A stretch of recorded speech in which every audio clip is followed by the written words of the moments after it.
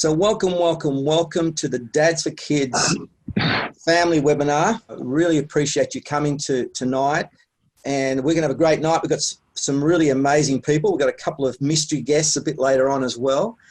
And I'm going to ask Paul Lassig just to say g'day. He's riding shotgun with me. He hasn't got his shotgun, but believe it or not, it's there in the back office. G'day everyone. It's great to see you all on board tonight. And yeah, we're really looking forward to sharing some great info with you, and yeah, glad you could join us. So again, we got our team here, most of the board for Dads4Kids, which is great. And our chairman for Dads4Kids is a wonderful man named Ryan Milne from Western Australia. He runs a water business and serves the mine industry and the hospital industry and looking after their water. But he's going to introduce our very special guest tonight, Dave Hodgson. Thanks, Warwick. So, yeah, look, Dave is an absolute champion and legend of a man. He's a true leader and warrior for the kingdom. So, you know, Dave's very, very skilled in many different ways. So he not only runs a $1.2 billion corporation, but he also leads one of the world's biggest kingdom or marketplace ministries. So it's called Kingdom Investors. So Dave's a very busy man. And I've really been privileged to get to know Dave a little bit better over the last few years.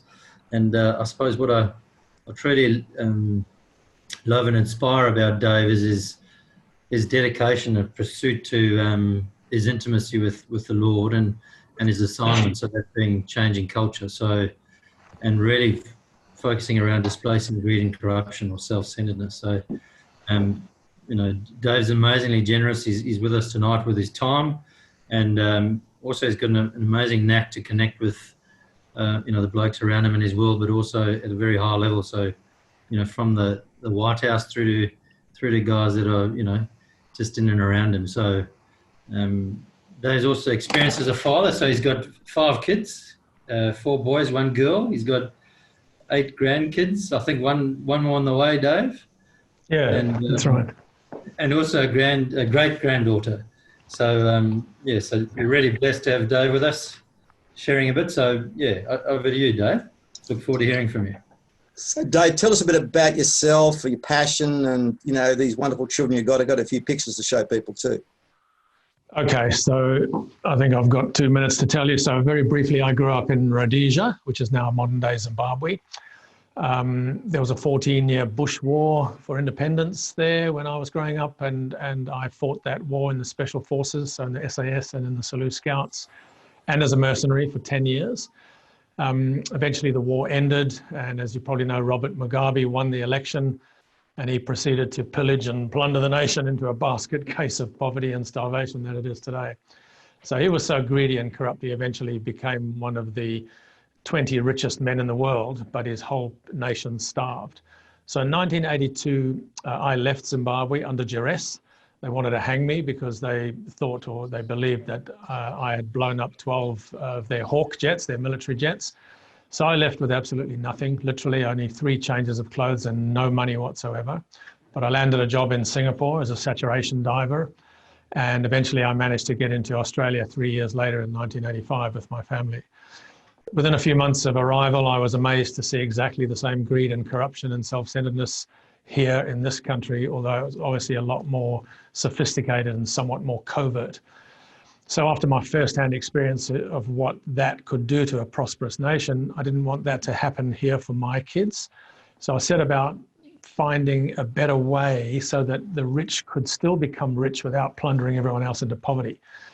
And once I'd worked that out and tested it as an economic model, I set about building a large company that Ryan mentioned earlier. And I did that because I wanted to have influence and affluence around the world to change the culture of greed and self-centeredness that drove the marketplace. So fast forward to today, I now own a large company called Paladin Corporation. It's a group of 32 companies and trusts, valued well over $1 billion, about 1.2 B. And we're having a huge impact on economic and marketplace reform here in Australia and around the world. And after I became a Christian, obviously I then had an audience that had a basic understanding of what I was teaching, and it ballooned through the Christian business world around the world. In terms of family and kids, I have a lot of experience because I married a gorgeous young lady who already had 2 babies. And so I adopted those 2 little ones, had 3 more. So a total of 5 kids, and we now have 8 grandchildren, 1 great-granddaughter who is 3, there's 4 this year. So I have a big extended family, and we all live about 15-kilometre radius apart here on the Sunshine Coast. We love the bush and the ocean. And as a family, we do a lot of exciting things, do a lot of camping. We love fishing, go fishing on our jet skis. And I don't think any man will ever get to heaven unless he's got a jet ski, because I don't think you can get there in time. Okay, so that's me in a frame of 2 minutes. Well, that's absolutely fantastic. And I better stop sharing this screen, otherwise we're all going to be wanting jet skis before we go out. So 3 tips for dads. You've got grandchildren, you've got 5 children. What did you learn along the way besides all the scars and bruises? Okay, so I've obviously got a large extended family, and we're very close. Most parents in their mid-60s, like I am, they tend to retire and they go and live near their kids, and the kids have generally moved away to bigger cities and better opportunities. So mine's kind of the opposite. We all live within 50 Ks. They're always around my place, and I can't get rid of them. So there's a good reason for that. And I guess the one huge overarching tip that I would give to any dad is that make yourself so valuable to your wife and to your family that they cannot live without you. They just simply cannot do without you. And I learned this many years ago in the SAS, where we worked mostly in small groups of 3.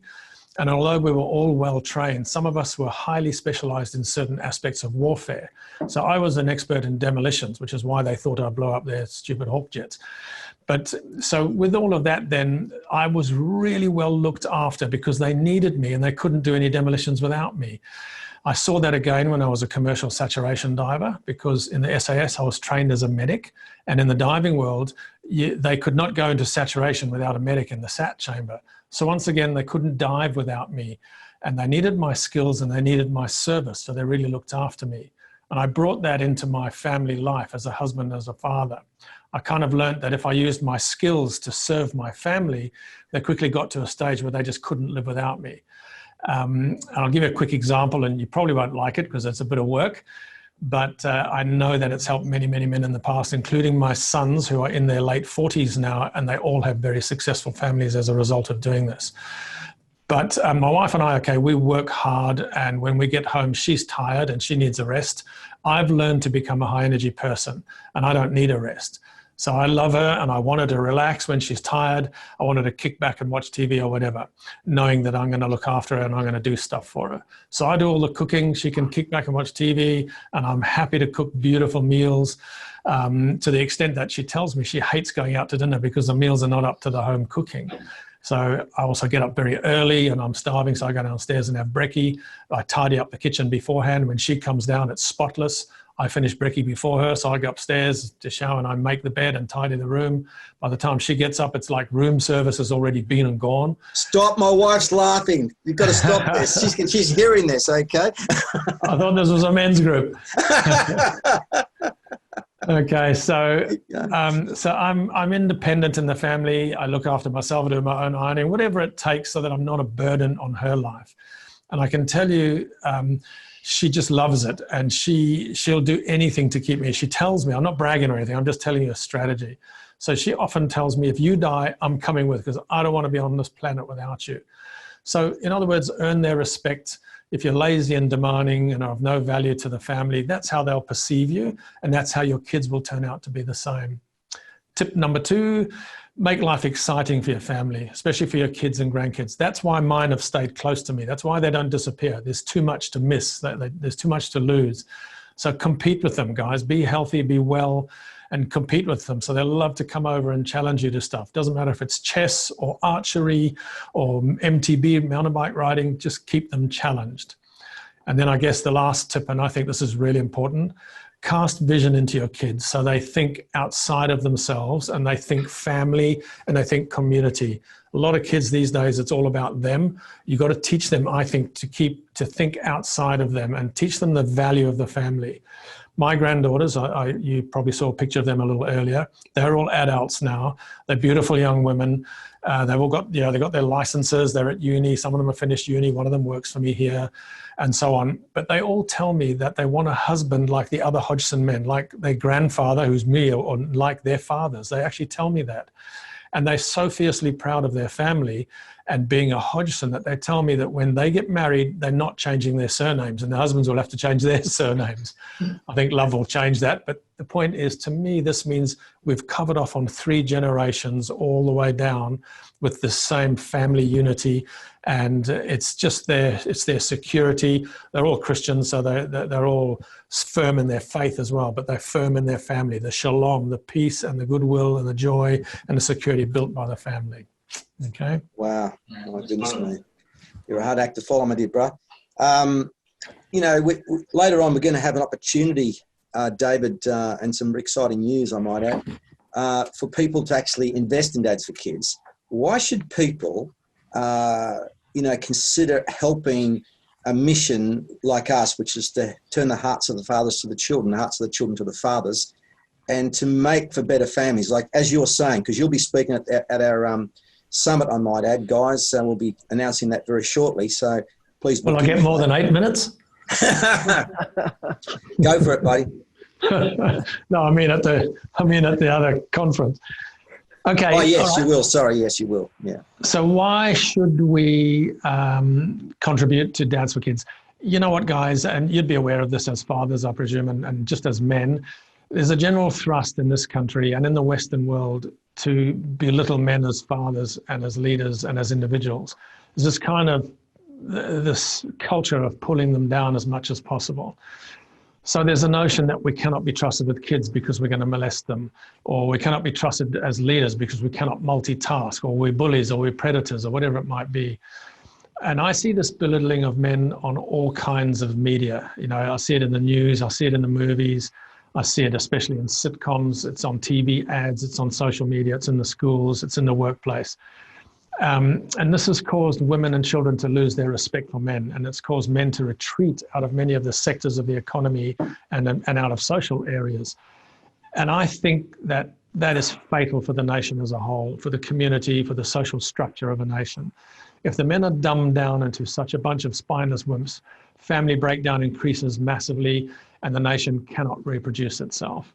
It leads to massive delinquencies and eventually to social collapse.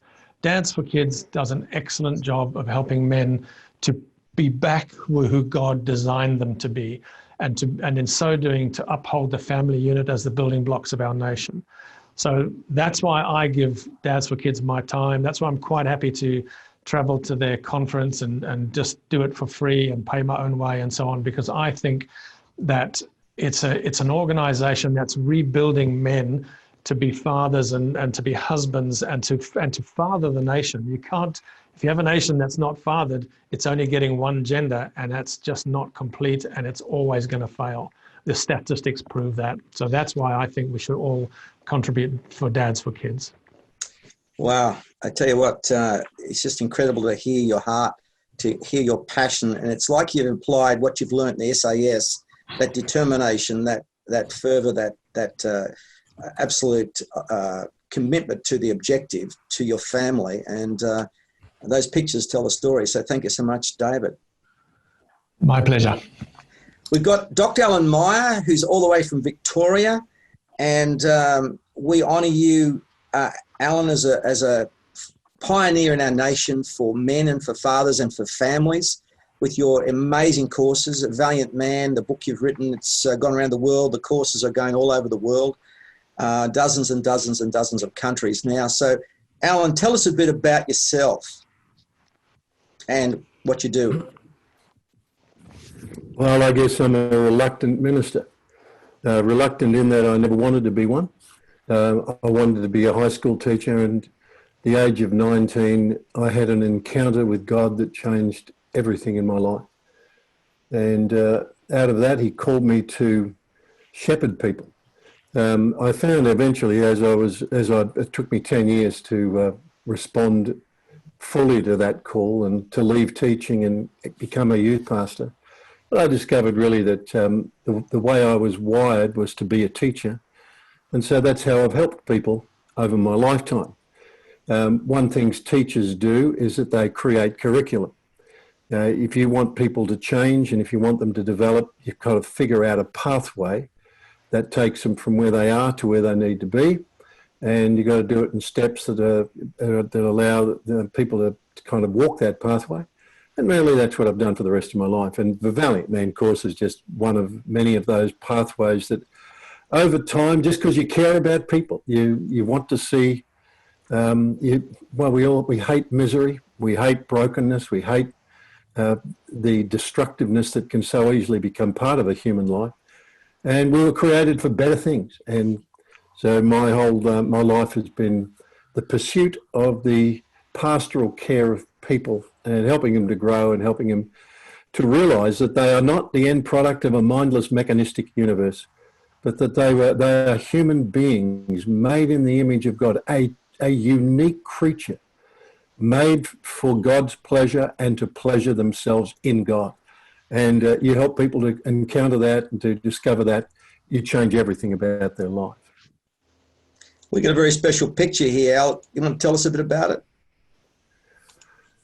Well, this will be, there we are. This is my little clan. We have 4 children and we have 12 grandchildren. And in that little lot, there's only one missing there, and that's the latest one, who's little Emily, who's been born since this photo was made. But this is my clan, and Helen's in white, and I'm in pink, and that's how life works.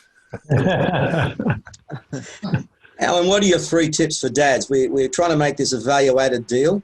What would you encourage dads to do? 3 I like what Dave's been talking about, first of all, the reality of service.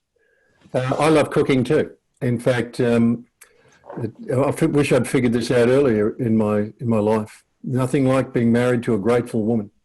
Yeah. And the reality is, as life has unfolded, I handed my church over just over 10 years ago, and since that time I've been itinerant, which means, especially during COVID-19, which means you're doing nothing. And the reality is, I have a lot more time on my hands now than I did when I was responsible, every day of the week to be out and doing things. And one thing that I've discovered is just how much that girl loves to be cooked for. She loves to know a meal is being prepared and that I'm the one that did it. And I've developed some significant skills in terms of my culinary expertise, and I wouldn't mind swapping recipes with Dave, because I can promise you, I got some things worth sharing. Oh man, everything Dave says, that's brilliant. I guess my focus has been, I've reflected a lot on the fact that I grew up in a good home with a good mum and dad, and yet I think as I've looked back on it, they're probably one of the biggest influences in my relationship with my father was the moments in which he was explosively angry, which wasn't often, but it was scary when it happened. And secondly, his inability, or his lack of real coaching, which meant that I was never close to my dad. And it's one of the deepest regrets of my life. I didn't really learn to love my dad till I was about 35 years old. And the reason was, although my dad was a sportsman, I think my dad was damaged by the Second World War. I think my dad was emotionally inward as a result of that. I've seen pictures of my father when he was a young man. He was a young circuit preacher with the Methodist Church, and just a fine, happy-looking young man. My mum says when she picked up my father from the station in 1945, he came home from the war to marry her, and the war finished while he was on his honeymoon. She said he was so changed she didn't even recognise him. And I think my father was profoundly impacted by the war, which meant that he spent a lot of time sitting quietly by himself And it meant we didn't have conversations I wished we'd had. My dad was a good man and he was a bright man. He ended up being a principal of a primary school for the last 15 years. There were so many good things about my father. He was such a stable man. He was a lover of God. He taught me to trust in God. He taught me to worship just by watching him. He loved my mother.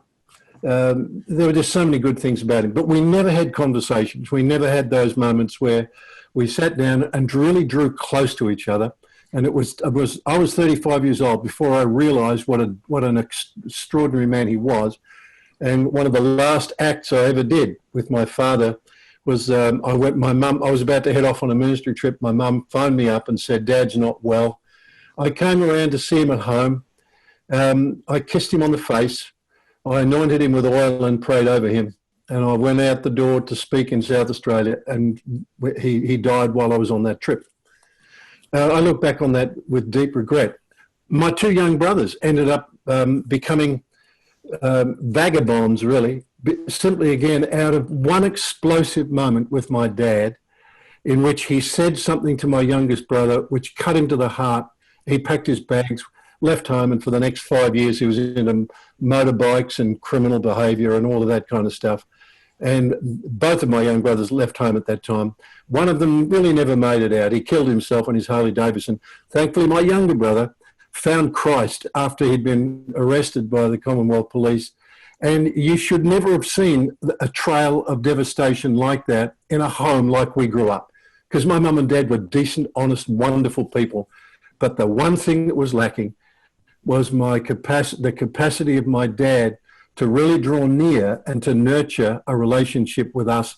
And as a result, we just didn't have that relationship. And in me, it resulted in quite a different outcome.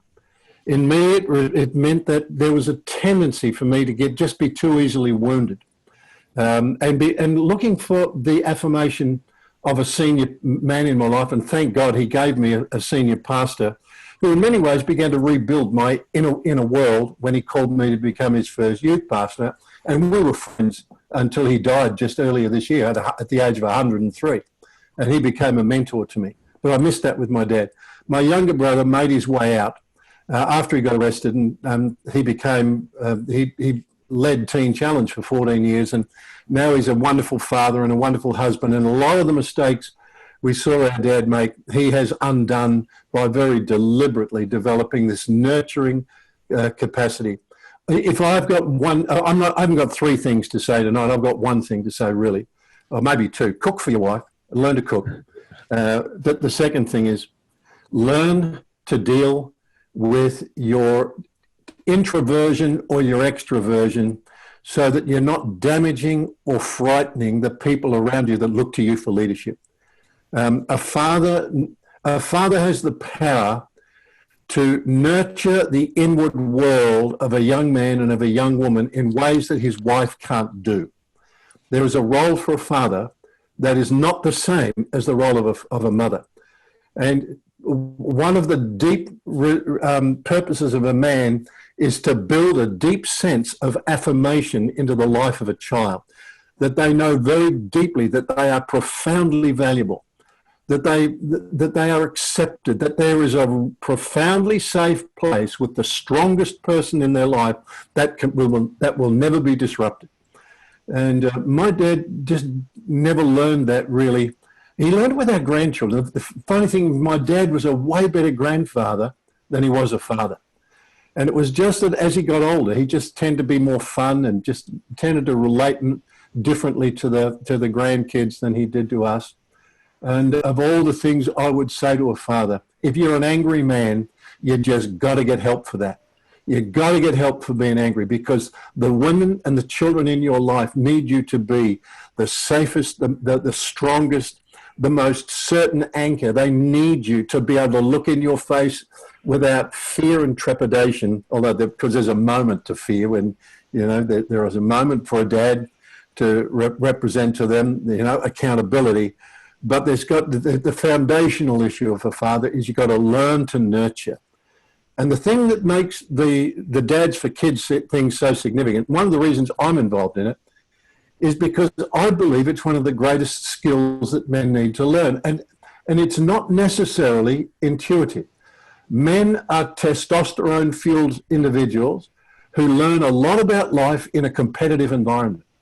And the realization is that, well, that's part of what we've got to do. We go to war, we go into battle, but around the campfire and in the home, you don't go to war with your wife, and you don't go to war with your kids. You go to war on their behalf. And one of the skills that it's not always intuitive in a man is learning the capacity to be nurturing.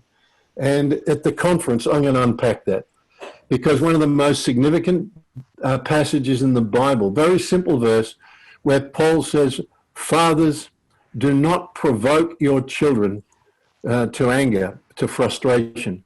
The Greek word is an interesting one. It's like suppressed anger. Don't provoke your children to suppressed anger, but bring them up in the nurture and the admonition of the Lord. And that's not that easy. It's not that easy. And as a result, men need coaching.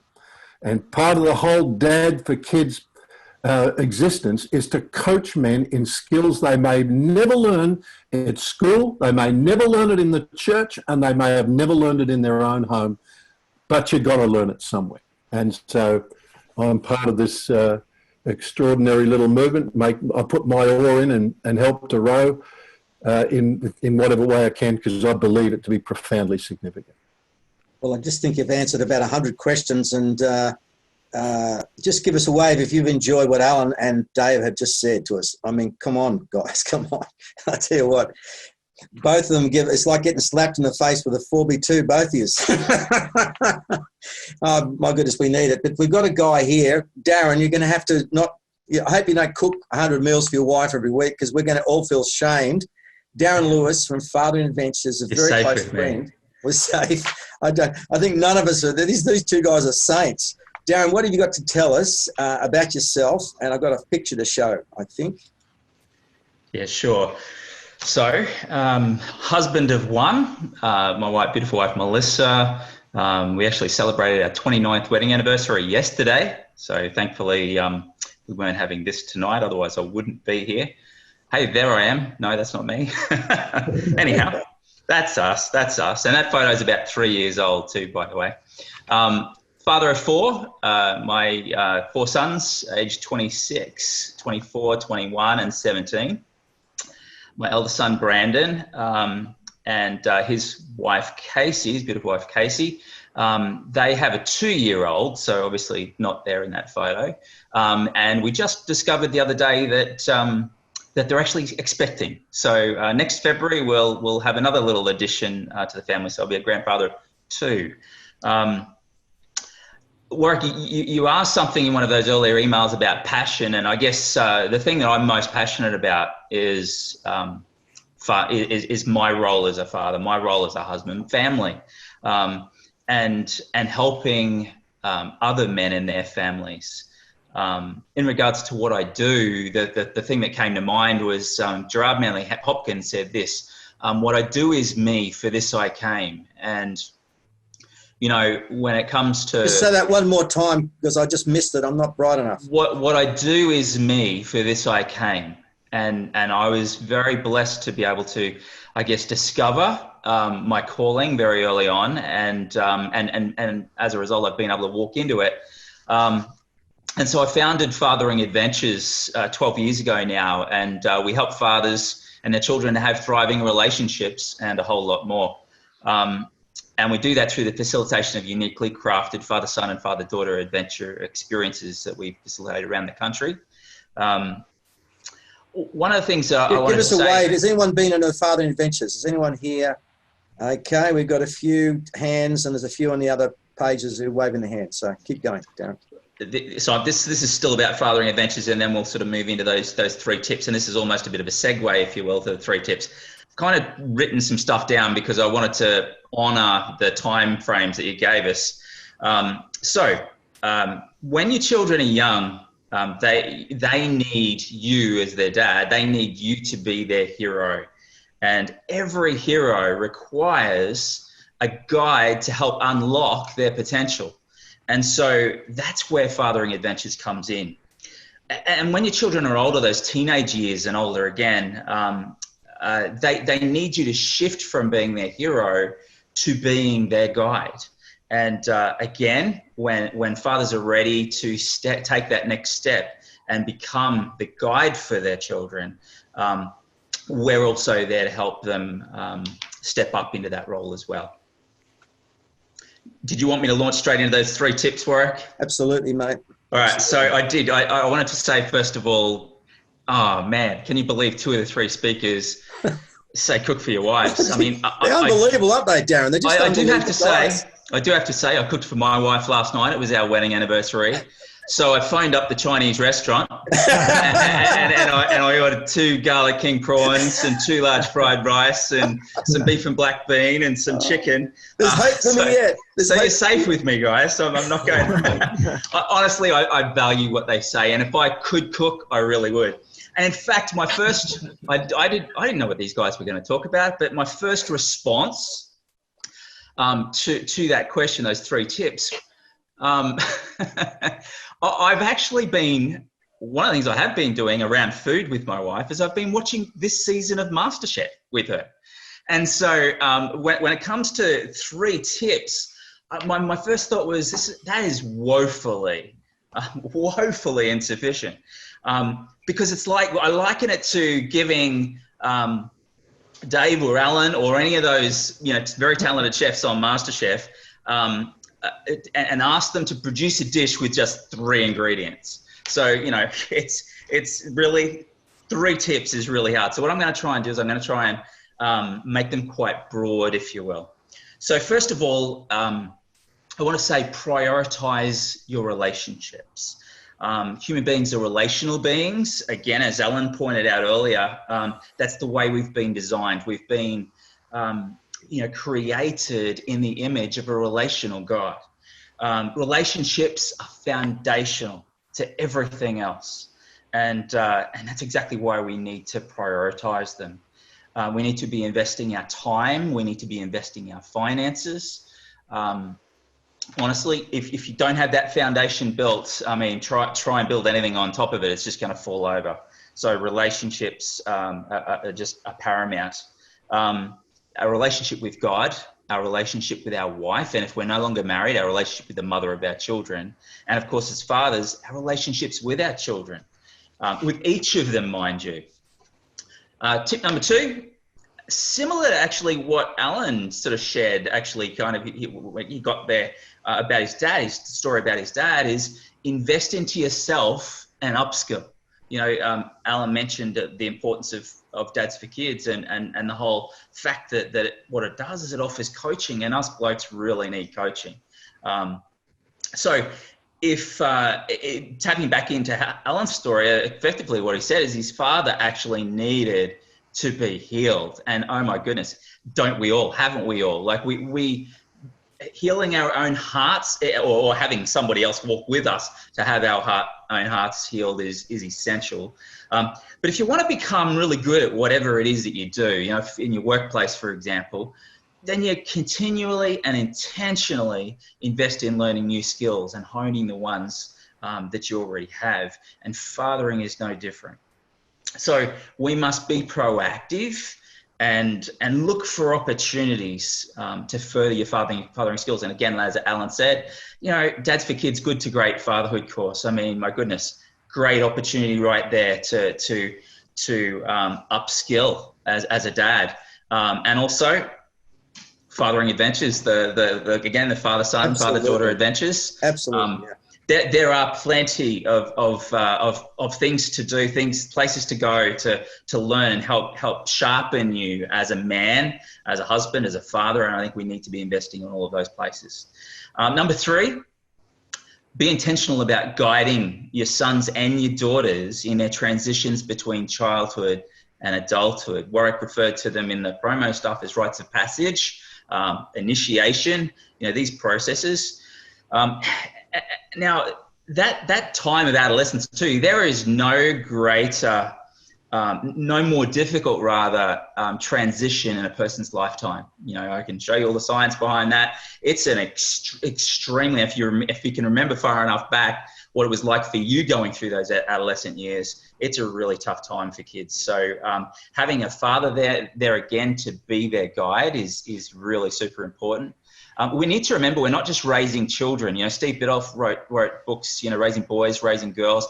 Love Steve, love his works. The reality is we're not just raising boys, raising girls. We're raising men, we're raising women, we're raising adults. And that's our end game as parents, is to do ourselves out of a job, to prepare them for and ultimately launch them into living life well as world contributing adults rather than entitled children in adults' bodies.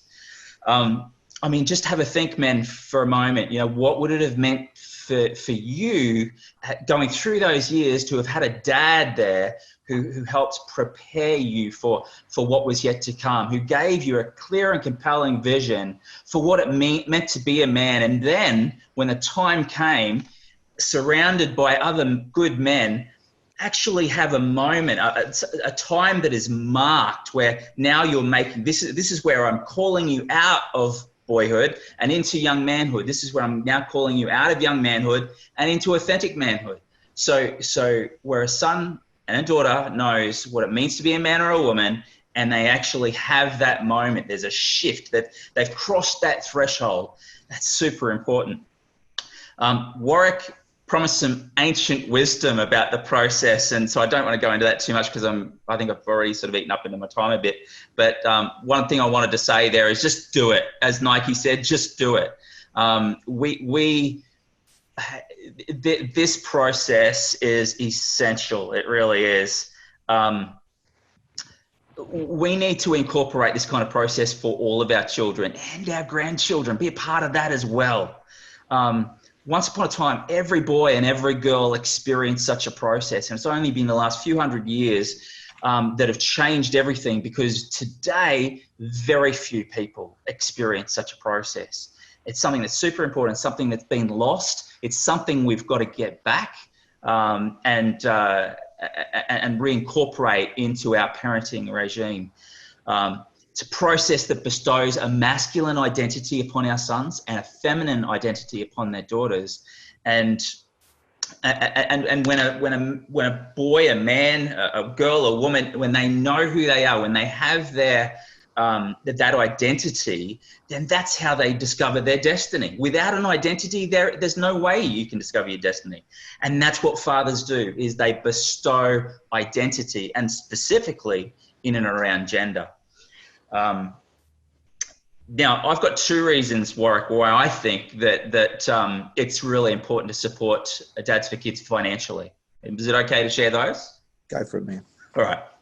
Okay, so firstly, Dads4Kids are one of only a few organisations that truly champion fathers. And as Alan said, you know, and Dads4Kids, if you've been around them long enough, you've seen all the statistics of just how important fathers are. Fathers are so desperately needed, more needed than most of us have been led to believe. And so having fathers, I work in this space, right? Fathering adventures. Whenever I write anything, whenever I post anything, my goodness, I mean, if you listen to Warwick and talk about the ads on television, there are forces at play, powers and principalities, right, at play, wanting to tear down fatherhood, wanting to destroy the fabric of our society. And so Dads4Kids are on the front lines. You know, they're taking a lot of flack for standing up on behalf of us dads. And so that's one reason. Secondly, though, Dads4Kids, their cause, they fight for a cause that's bigger than themselves, something I'd refer to as a transcendent cause. And so because they understand that it's bigger than themselves, they also recognize the importance of actually partnering with other organizations. Now, I know plenty of fathering organizations, and I've got to be honest with you, some of the things they do some really great work, but very few are willing to put down their own brand for a minute and actually not just champion fathers, but champion other fathering resources, partnering with other organizations, again, to do those kinds of things, to upskill others. And fathering, Dads4Kids, they get that. They get that understanding that whilst we might be doing things differently, other organizations might be doing things differently, that we can't all do it ourselves. It's not about comparing and competing against other organizations, but rather understanding that other organizations can complement what we do and actually, again, champion fathers, which is exactly what Dads4Kids is all about. And so I just, what Warwick and Dads4Kids has seen in Darren Lewis and Fathering Adventures is that we can, and other organizations as well, Care Force and so forth, they recognize that we each have our own unique parts, and together we can help many more fathers, help many more children, help many more families, and help our society as a whole more effectively. So I fully endorse Dads4Kids, everything they do, and very, very worthy cause for those two reasons, and the reasons why the other guys have already spoken, why they deserve to be funded and supported by us in every way. Words of encouragement, finances, whatever we can do to help give. As Dave said, paying for himself to fly to serve you guys, servant leadership right there. Beautiful. And so we need to be doing that, guys. And each one of us has a gift, a glory, strength that we can help to elevate, to lift up Dads4Kids, who again then goes and helps lift up fathers around our nation. And we'll end up with a better nation, a better place for our children to grow up. So thank you. Well, thank you so much, Darren. And we're going to be hearing a bit about Darren a bit later. And I know that some of the guys might have to go, but if they're able to hang around, we might have a Q&A just after we finish our sort of formal program. But this tonight is a night where we want to encourage you, provide some resources and encouragement. Anyone been encouraged tonight about cooking a meal for your wife? I'm a pretty guilty person there. I've got to do a bit of that. So, but Ryan Milne is the chairman. So I know Darren's talked a lot about myself, but really we've got a great team. We've got a great board. Many of them board are on tonight. And Ryan, would you just like to just give us the overview of Dads4Kids as the chairman of the Dads4Kids board? Yeah, well, first of all, I'm booking myself on a cooking course. We all feel terrible, don't we, mate? Look, for me, thanks, Dave, Darren, and Alan. It's really good. I've picked some, before I get into the vision side of things, where I've picked some sort of common threads or what I like to call gems there.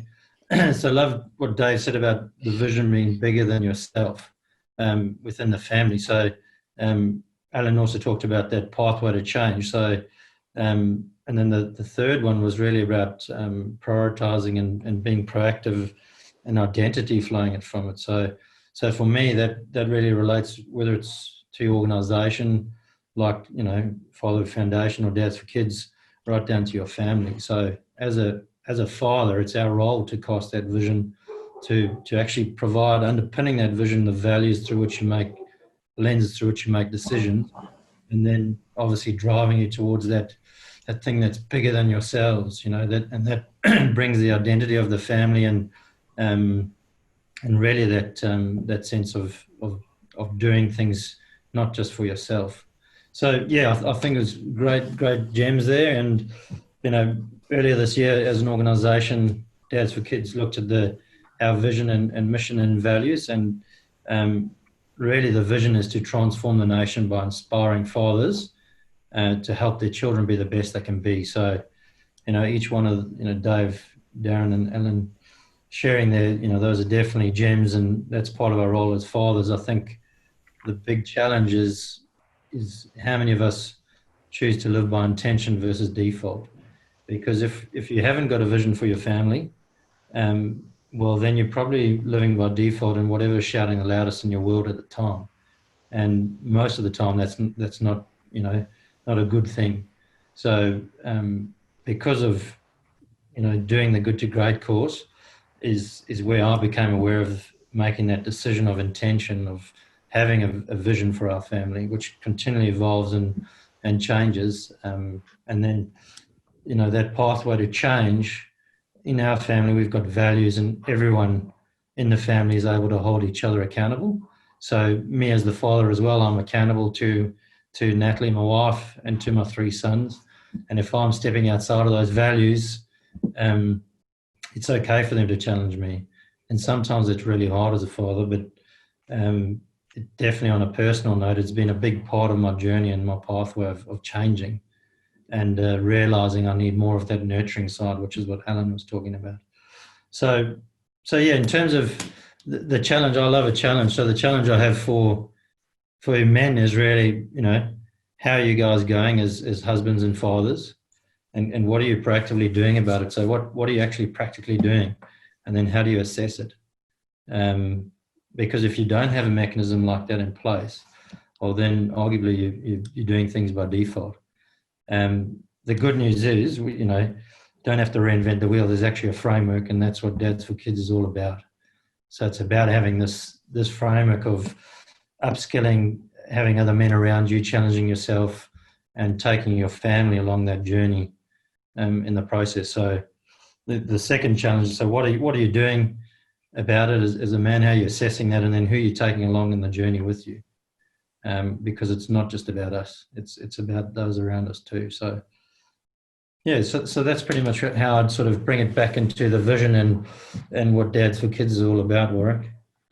Brilliant, Ryan. And we've got Paul Lassig, who's just joined us earlier this year on the 6th of January. Paul, what are some of the things we're working on right now? You and I worked together and with the board established a 5-year plan, but we're just talking about a 3-year plan. What's our 3-year plan? Well, Warwick, I just want to acknowledge Ryan and putting our vision out there, and also the honour it is to have these great kingdom leaders from our country that have joined us, you know, Dave and Alan and Darren. And earlier in the year, we spent a period of discernment, just going through and planning the road ahead. And so the mission at Dads4Kids is to equip and encourage and inspire fathers to strengthen and support families, and to also engage community and government and business to make a difference in the lives of children for the next generation. And so the aim points that we've set for those things are 4 key points for the next 3 years. And the first one of those is to really engage men, to engage 2,000 leaders over the next 3 years. And this is a heart work, you know, where we need to get into the lives of men and help them journey with other men to really turn their hearts to their kids.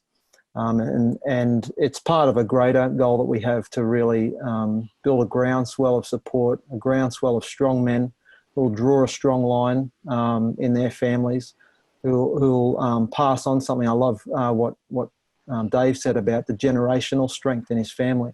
You know, this is something that we want to become normal in the lives of Australian men, and strong men who'll commit to being good fathers. So getting our programs, our Courageous Fathering course and our Good to Great fathering courses, you know, into organisations, into churches, and into communities really around the country to see fathers engage with this and be willing to go on that journey. And it sounds a bit onerous, but in actual fact, the guys that we've been journeying with in the last couple of months in isolation, I think will attest to the fact that it's actually an inspiring journey, and it's fantastic to actually, you know, check your priorities. So the second thing we do is, you know, we do a lot of work through channels of media, advocacy work, championing fatherhood. We do work into all levels of government.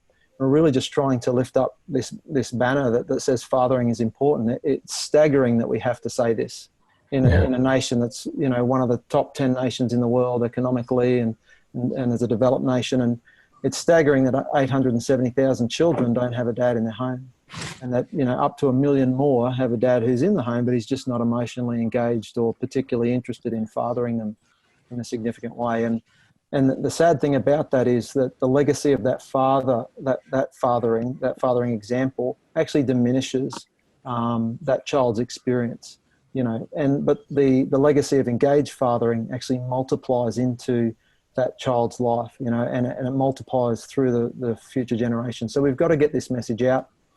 We've got to keep championing this. That's one of the things we'll keep doing. The third thing is, and it's devastating, but the reality is there is still systemic sexual abuse against children and women in this country. There's a sexual depravity and a sexual appetite in this nation that's staggering.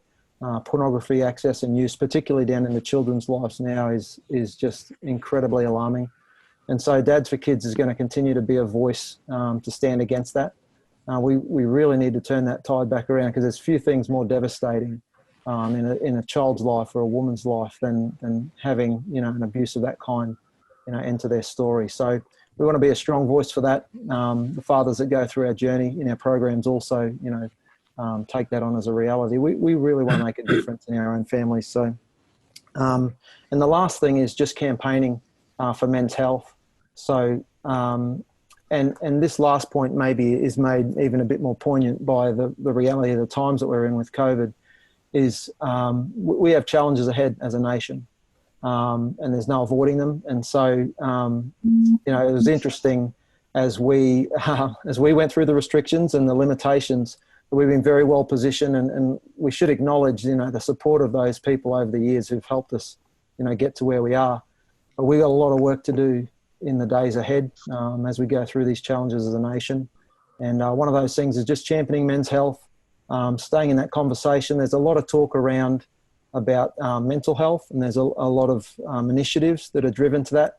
But men have hearts as well. And this is a heart problem too, for what's going on in a man's life if he loses employment or, he's struggling to provide. And so we just want to be another positive voice that really champions that for men, that they'll reach out, they'll get the help they need, they'll encourage one another, and we can make a big difference through this time. So thank you so much, Paul, and again, thank you so much, Ryan. We appreciate your comments. Well, I've got some exciting news. But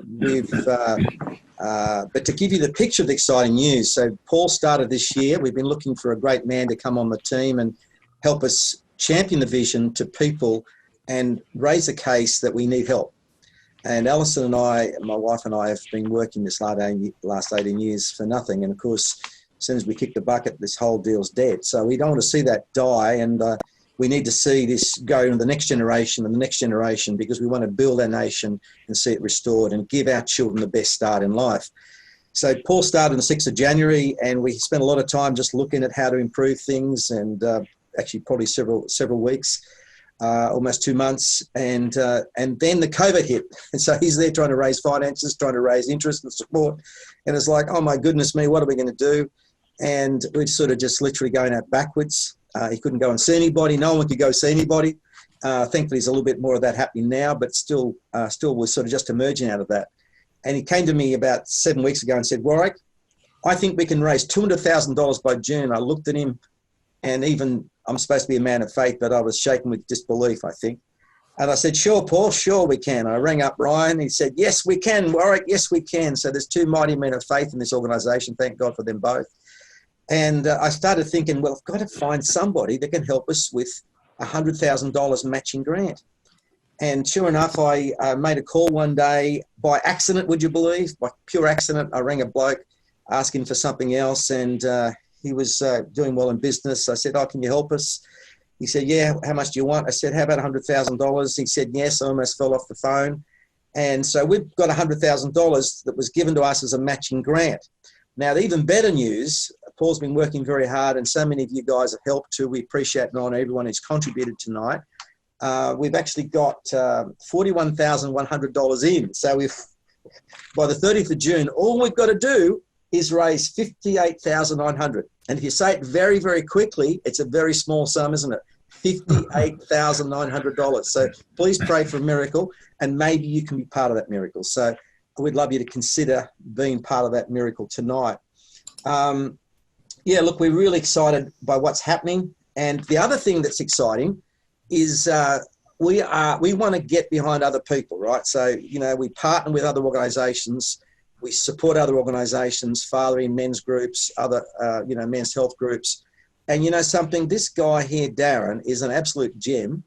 And so we have done this once before. We had put $10,000 on the table for half grants for him, so people could go away, take their either their son or their daughter away. So we're going to do that again on the basis that we get to that $200,000. It's $10,000 that you've got, Darren, and we'd like to do that for you because we really believe in you.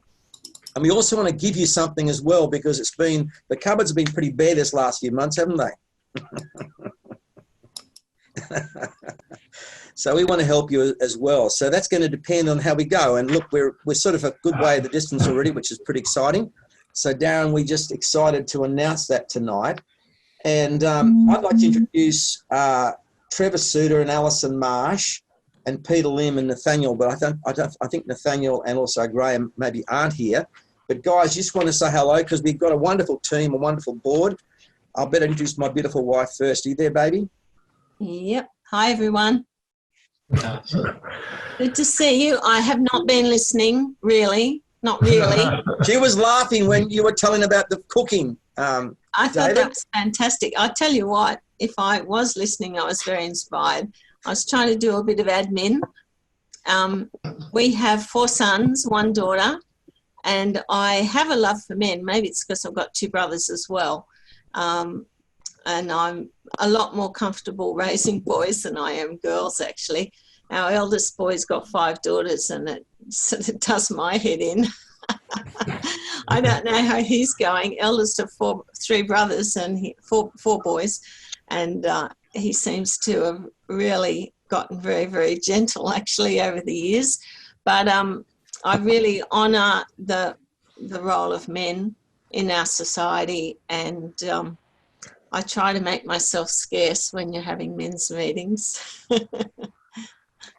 But I can tell you now, the newsletter would not get out every week without my wife. Nothing would happen without my wife. So some of you guys think I'm a hero. Well, the real hero's on the call tonight.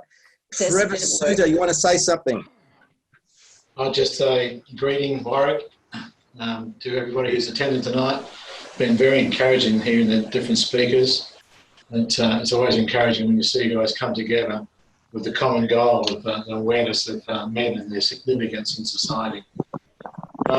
As you probably all know, I think most people know, there may be people listening that don't know, but Dads4Kids, it's an organisation that has a real understanding of men and the issues of men and families, and the significance of the role of those men in the success or failure of the family. I think men have the ability to have a very successful family, and they also have the ability to do extremely great damage to a family. And as a spiritual headship, I don't think the world understands that. I don't think governments understand that. You need a bit of a Christian viewpoint to understand the significance of that. So all the money from governments and all the assistance from various organisations does not help, as we know. It's education that helps, and it's understanding of the real issue and the real issue of men. Dads4Kids is an organisation that stands on truth. We're an alternative to most organisations. We're not scared of the truth. We say it as it is. We do it through media, through newsletters, through our training courses, our conferences, and our advocacy to state and federal governments. So I think that's one of the great strengths of any ministry or any organisation, is to be able to speak the truth and speak it boldly, because it's the alternative to what the world's portraying. And in the absence of that, it's not really encouraging. And I think there's always, truth finds an audience. So people say, yeah, you speak the truth, no one hears, but truth always finds an audience, and it has its support. So to all those listening tonight and to the speakers tonight, my appreciation of that from the board, and I also encourage your support in any way you can, so we can fight the good fight and continue to fight for men and their families. Thank you. Inspirational, Trevor, inspirational. And Trevor's an amazing guy. He's run Men of Integrity up there in Port Macquarie, and passionate for men and fathers for many years. Peter Lim, all the way down in sunny Warrnambool. You want to say anything as a member of the board? We honour you and appreciate your leading the Courageous course. There's been some amazing stories this last 9 weeks, hasn't there? Yeah, absolutely, Warwick. I'm just awed to be in the congregation of so many incredible fellas. Amazing. Some guys are even really very good looking. So look, I really appreciate the opportunity and all the hard work that you guys have done in the past. We're reaping the reward of all the many hours and days of filming and just the research and the conferences and things that you've attended, Warwick, with all these courses that we're able to run now. And so the impact that we're having on these men is just fantastic. And having, Darren and Alan as speakers on those courses it's just hugely impactful. And I think that a lot of guys have really been reaffirmed in their roles, and I think that it's really made a big impact on just about everybody who's come. And we didn't know that it was going to work. We didn't know the internet medium and the Zoom conference and the breakout rooms were going to work, but God's been good, and guys have been able to be really truthful and honest and open. And I got a quote from one of the guys, and he didn't mind me sharing this. He said that the courageous dads are imperfect dads who are willing to change. So I thought that was fantastic.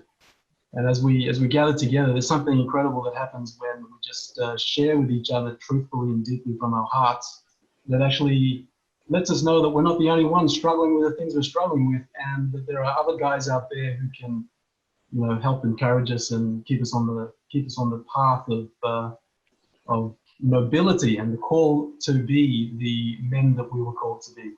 Great men of courage, and great men of worth and value, so that we can invest in that next generation.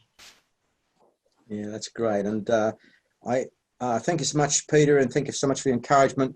I don't think we've got Graham, if we have, or Nathaniel online. I think that they might have been unable to make it for various reasons. But if you are there, just please unmute yourself and say g'day. G'day. This is Graham. Sorry. Good on you. That's all right. My name doesn't appear correctly, but that's all right. I'm a latecomer tonight, so I'm happy to bring greetings and say g'day, and I've been very blessed to be in a position over these last few years to support the ministry and be whatever encouragement and adding of strength that I can. So this is a long haul journey, and in some ways it's against the odds, but it's something that we've got to do. So I consider it a privilege and a blessing to be on board and helping out. Well, Graham, it's a great honour too to have you. And anyone needs any printing, Graham's also a printer, and he does a great job, and he gives us incredible prices, ridiculously good prices. So if you want to make up for that by giving him some of your work, he does books, and so drop me an email. I can flick you. He does stuff all over the nation too, I might add. So thanks again, Graham. Really appreciate that. For those who would like to, just to clarify that matching grant. So the idea is, I approached this gentleman when he offered this money. I said, can we put this up as a matching grant? And if the money comes in by the 30th of June, as in midnight, it just so happens it's tax season. So many of you, it's you only sort of give in half the money or quarter of the money, depending on your taxable scales. It means that that money doubles. So if you give 100, it becomes 200. You give 1,000, it becomes 2,000.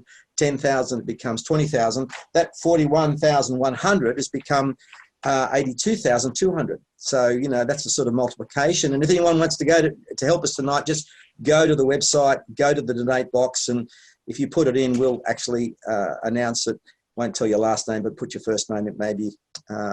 And just it's a way of actually starting this ball. It's like nothing succeeds like success. But we've got a couple of mystery guests before we go. We will have a Q&A later if you want to hang around, the unofficial part of the program for those guys. If you want to ask some questions of Alan, or it looks like even our dear friend Dave is hanging around, which would be great. So he might have to answer a few questions, or Darren. And yes, we're raising money to help Darren get more young boys more young girls with their dads to get them to fathering adventures. What a great little cause, eh? But we've got two wonderful mystery guests. The first one, Steve Smith. Would you like to say good day? Have to unmute yourself, Steve.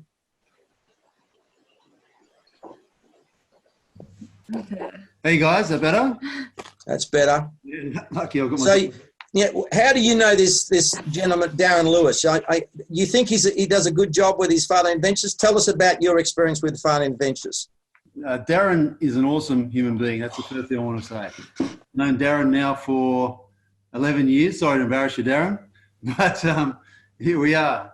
I actually first came across fathering adventures in 2011 through Dads4Kids, the newsletters, which I find just astoundingly wonderful. Every week I look forward to reading things, and it's been great. And so I found fathering adventures through that, and I have now been on 7 camps. I'm not a camp junkie. I have 4 children, and it's been awesome. I thought I was doing good as a dad, and I'm intentional. And that's one of the things that Darren has taught me through the times we've been together, to be an intentional father, and that's been a really big blessing in my life. And I personally took my daughter, who's now 22, on a 2-day camp when she was 13, and I went through my boys. So I got 3 boys after that, and so 3 of my boys have now been on the 2-day adventure, which was great up to the sort of just before their teens, and they've also been to the 5-day adventures, which as their kind of 16-year-old type time.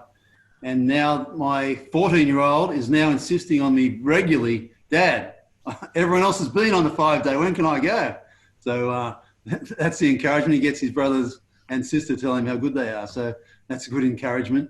But and I know Darren well now, and I didn't before, but we're great friends now. And I just believe in this guy and his wife so much that it's hard to even put to words. But what he does for us personally has been outstanding. But what he does for the fathers that I've met and the children I've met through that, it's indescribable. With a godly heart and just an outstanding ability to teach and to share and to care. But the main things for me is just learning to be more intentional in my time.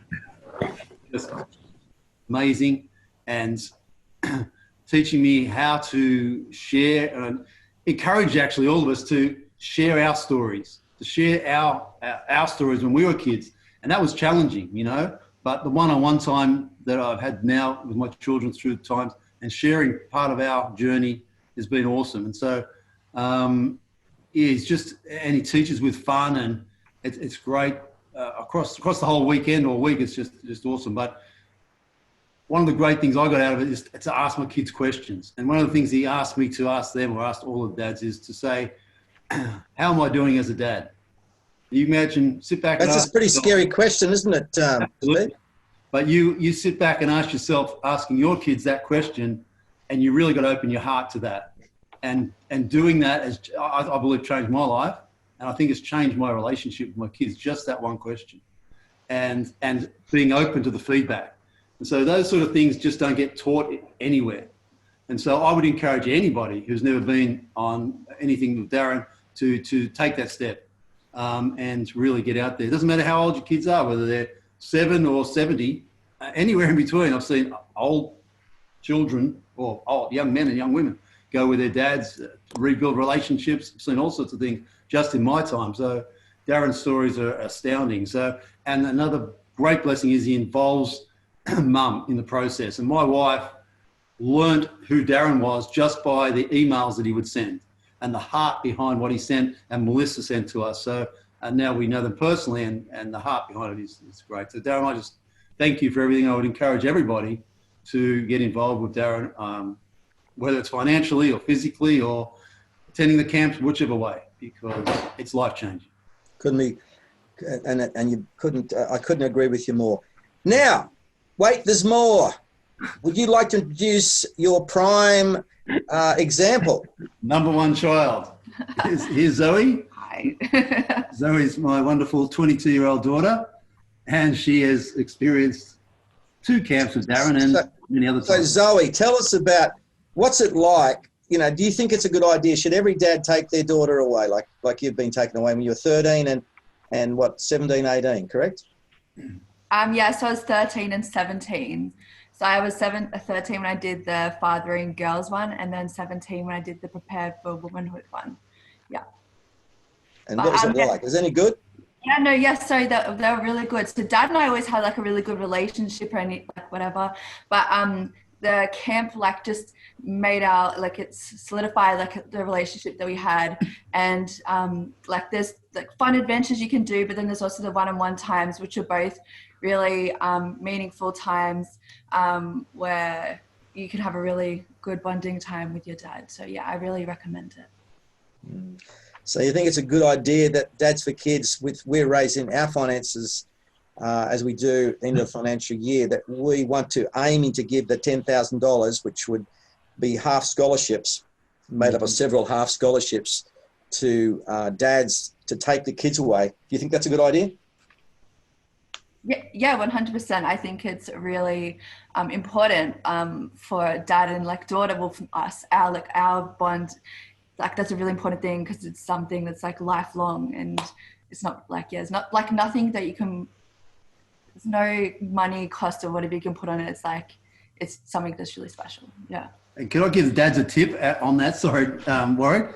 Don't be scared to ask your daughters or your sons to go with you if that's in your heart, because Zoe was actually doing her HSC when I come to her and said, look, there's a father-daughter camp coming up. I know you do an HSC. You know, do you want to spend some time with Dad? She's like, yeah, absolutely. So she took a week out of her HSC, which she Sounds actually... pretty scary, Zoe. Yeah, but it was also like a good time for us like to spend time together. So it was also a good break as well during that time. Relaxed. Yeah, it was like relaxing. Like it was up in the, where was it? Magnetic Island. So it was such a nice location as well. So you needed that break to get you through the HSC, didn't you? Yeah. Yes, it was a good time. And you look pretty successful and pretty relaxed, Zoe. So congratulations, and congratulations, Steve. What do you think, Darren? Isn't that great to hear? You'll have to unmute yourself. I feel like I've been stitched up a little, actually. I had surprise guests. Hi, Steve. Hi, Zoe. It's good to see you guys again. Yeah, that's beautiful. Thank you for sharing, and thank you, Warwick, for orchestrating that, for organising it all. That's beautiful. Yeah, well, we got to keep a few cards up our sleeves, haven't we, Zoe and Steve? And had to keep it quiet. But look, a big thank you, Stephen. A big thank you, Zoe, for coming on and sharing. And thank you so much to everybody else. Some very quick wrap-ups as we finish. Hey, these things always go over time. Now, goodness me, I could not stop. These guys are just so incredible. I mean, how do you stop such wisdom coming from people? Like, it's incredible. But look, I think everyone's still with us, which is pretty amazing. Anything you want to say, Peter, Ryan, and Paul? Ryan? Yeah, look, I think pretty simply, I would say, men, it starts with you. There's no shortcut, and it's pretty simple as I see it. It starts with a decision. So, you know, with your own home. So we've got the Men's Leadership Summit coming on the 8th of August. So it's a very easy next step is, you know, get a few of your mates, register for it. And, you know, you've heard snippets from Dave, Alan and Darren, and there'll be a whole lot more to come on that day. So, you know, it's going to be a really good time to learn. So that would be my encouragement. And it's all online, and we've got Dave and Alan with us, and we're going to do it all online. It'll be the first time we've ever done this, but it's working with the Courageous course. A lot of the guys on the Courageous, I'm sure, will agree with that. Peter Lim, Paul. Look, I'm just so inspired listening to everything here tonight, and just really looking forward to how God's going to provide through the supporters of Dads for Kids. And goodness me, what we could do with some resources, and how we could reach the men of Australia to impact and make the next generation of kids going into their families, etc., a much safer, better, stronger, loved nation is just inspiring. Like I'm just so excited by that. So please, I hope everybody does dig deep and supports this very, very worthy cause. Thank you so much, Peter. Paul, last words as we finish. Yeah, Warwick, I think if people weren't aware of what Dads4Kids do, I think they can see from tonight's inputs that we're a servant organisation. We have some incredibly wonderful people who help us in that servanthood. We really do want to make a difference, and I think we're trying to raise a vision of what needs to happen here, and it's and I think that's a personal challenge every man has to accept for himself. It has to start at home. And so, I just encourage the guys that are listening to really take this on. And I just want to share one story of a man who went through one of our courses just in the last couple of months. His father had never told him in his lifetime that he loves him. And one of the challenges that we put to men is that they write to their dad and honour them. And in writing that letter as part of our course, it's restored the relationship between that father and son. And so, we've got to break this cycle. We've got to break this generational cycle, and it starts with each man, taking on that vision. And so, good on you for getting on this. Take those steps in your own life. But we'd love you to partner and turn your heart to this work that God's called us to. So thank you so much, Paul. Thank you so much to all the board members, Ryan and Trevor, Graham and Nathaniel, and Peter and Alison, and all the team. We just couldn't do it without you. And again, thank you so much, Dave, for your input, and Alan, you're amazing, and Darren. So really appreciate you, and I'm so excited. I'm really working and believing we're going to hit that $200,000 target, because if we can do that, we can get $10,000 to those dads who haven't got the money. They just haven't got the money to go on these fathering ventures. So we at least get them half that money. They've got to cover their fares, obviously, which is a big deal, but nonetheless, they can still do that. And also, we want to help you too, because we really just love what you do. And I'm just so glad that Stephen and Zoe were here to share that with you. And I'm sure there's hundreds and hundreds of dads and children out there all across the nation and around the world, because you actually are a world leader. God bless you.